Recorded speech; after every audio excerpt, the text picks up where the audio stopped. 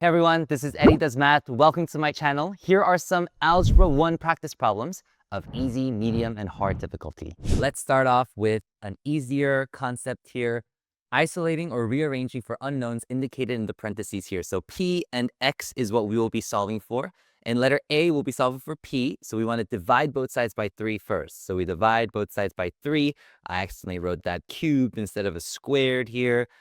Equals P plus 1. Now I want to get P by itself. I want to isolate P. So I want to subtract 1 from both sides. So I have R squared divided by 3 minus a 1. Now for letter B, I want to get X by itself, but I recognize that there are two terms with an X. So I'm going to move all the terms with an X to the right side. So now I have 2X plus QX. Now what can we do? Whenever we have multiple terms that have the same variable, we can factor out that common factor or common variable. So X factored out will leave us with 2 plus Q. And now I can get X by itself by dividing both sides by 2 plus Q. And that's how we isolate and rearrange for unknowns. Now, another easy concept is using transversals, parallel lines, and things like this in Algebra 1. So we know that AB, CD, EF are all straight lines. All angles are in degrees. Now we want to show that CD is parallel to EF. We are not given this fact. We want to show that this is true. Now, how do we show it? We can show it by proving that 4x minus 25 is equal to 3x plus 13. 4x minus 25 is equal to 3x plus 13. Because then we would prove that these corresponding angles are congruent, which can only occur if CD and EF are parallel. Now, what else do we know? X plus 15 and 4x minus 25 are what we call linear pairs. When we add these two together, we must get 180 degrees because a line creates or gives us a 180-degree angle. Now, once we solve for x here, we'll get 5x minus 10 is equal to 180 degrees. So 5x is equal to 190, and that gives us x is equal to 38. Now, we're expecting x to equal 38 up here as well. If we subtract 3x on both sides, we get 4x minus 3x.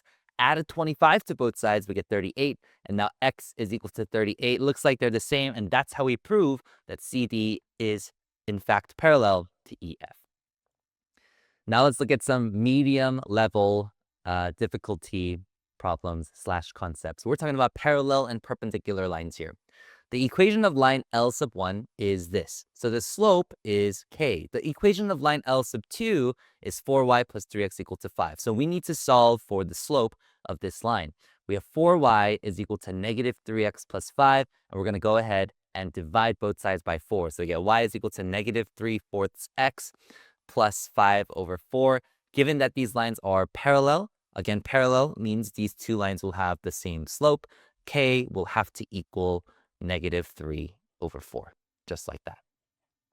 Now, AB is perpendicular to CD. Work out the value of K. So what this means is that if AB is perpendicular to CD, the slope that we get here, let's call this M sub 1, will be perpendicular to the slope that we get here. In other words, M sub 1 times M sub 2 is going to give us negative 1. That's the definition for perpendicular lines. Their two slopes will, the product of the two slopes will equal a negative 1. So let's solve for the slope here of M sub 1. It's going to be 4 minus k all over 2 minus 1, which is just 4 minus k. M sub 2 is going to be 2 minus 3 all over 8 minus k. So we have negative 1 over 8 minus k. Let's multiply these two together to see us get negative 1.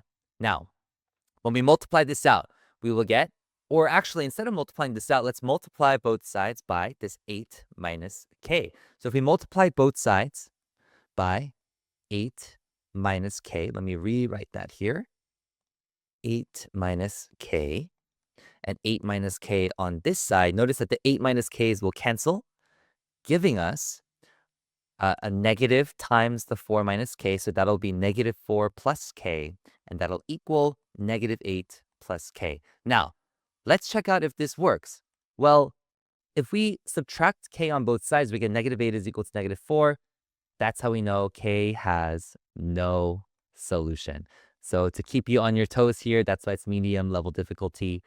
always make sure that you're getting an actual value. And if we don't, and we have a false statement here, that variable will have no solution.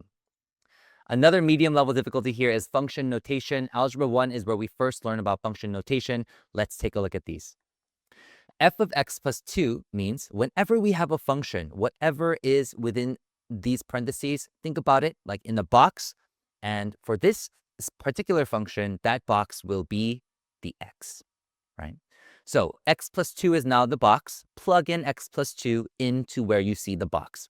So 2 times x plus 2, again, still in the box, plus 1. Now distribute, you get 2x plus 4 plus 1, and that's equal to 2x plus 5.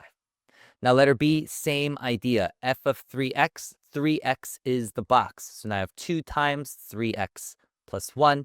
That gives us 6x plus 1. Letter C, f of x squared. This one might be the easiest one. X squared is the box. So you have 2 times x squared plus the 1. Now letter D, we have to pay more attention here. This is f of x, all of that squared. So you'll have 2x plus 1 and all of that squared, because this squared is outside of the function. And don't forget your distribution properties. Just distribute completely here. We'll get 4x squared. Don't forget that middle term, 4x plus 1. So again, medium difficulty, don't forget that middle term here. And we got that middle term for those of you that might be struggling with this.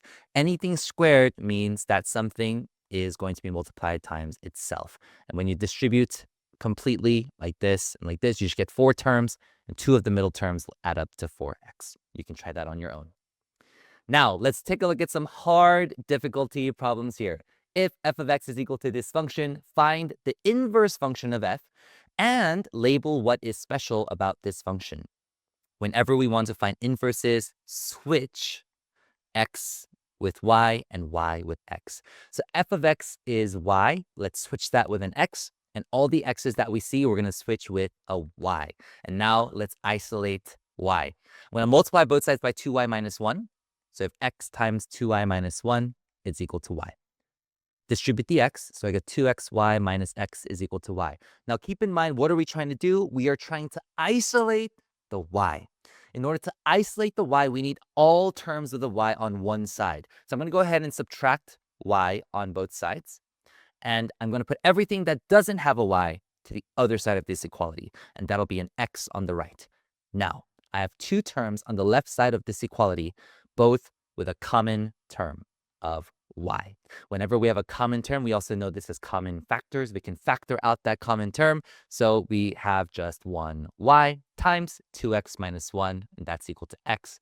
Y will equal x over 2x minus 1. And we have just found the inverse of x, which is x over 2x minus 1. What do you notice? X over 2x minus 1 was our initial equation, our initial function as well.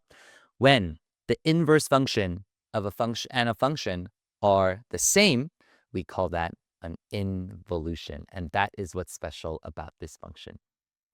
Let's take a look at a couple more hard difficulty problems here. These might not look that difficult, but it really, really hones in on some basic foundational skills that you must know, and maybe some things that your teacher has never taught you before. So whenever we have a quadratic equation with a leading coefficient that is greater than 1, we often have heard from teachers, just use the plug and chug method, try to guess, what factors will work. But let me show you something that's going to be way, way, way easier. What I'm going to do is I'm going to take this 8 and I'm going to multiply by that 3. So now I get x squared plus 14x plus a 24 is equal to 0. Again, I got 24 from multiplying 3 by that leading coefficient of 8. Now I'm going to go ahead and factor this. Very easily factorable. We're thinking about 2 factors of 24 that add up to 14. 2 factors of 24 that add up to 14. Those 2 numbers are 12 and 2.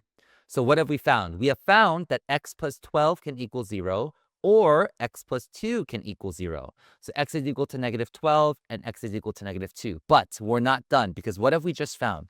We have found the solutions to this quadratic equation, not this one. So in order to find this one, what do we do? What was our very first step here? I multiplied the 3 by an 8. So I'm going to reverse that, and now I'm going to divide both of our x values that we just found by 8. Divide by 8, and that's how we get x is equal to negative 12 over 8 which will be simplified to negative 3 over 2. And x equals negative 2 over 8 can be simplified to negative 1/4. And those are our final solutions to our original quadratic equation. So I hope you learned something new there. Comment down below if you did. Give me a W in the comments if you learned something new. Now, simplify the following expression here. Whenever we have a square root, we can rewrite that as a power of 1/2. But before we do that, always try to simplify whatever's within that square root first. So y to the 5th times y to the 1/2. I can add the 1/2 and the 5. 5 can be rewritten as 10 over 2. So when we add these up, I get y to the 11 over 2. That's a 12 in front, 75 on the bottom, and a y. All this is still within the square root. Now, 12 and 75 have a common factor of 3. 12 can turn into 4. 75 turns to 25 once we divide both sides, both of 12 and 75 by a 3. And guess what? Both of them are perfect squares. So it actually works out here. The square root of 4 is 2, and the square root of 25 is 5.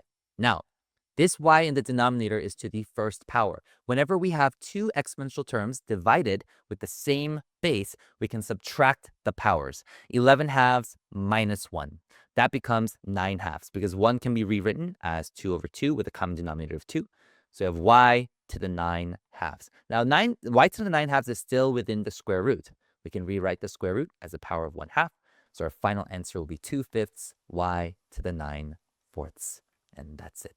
Give me a W in the comments if you found this useful. And if you also learned something new, make sure to subscribe and check out the description below for links to my courses. See y'all soon.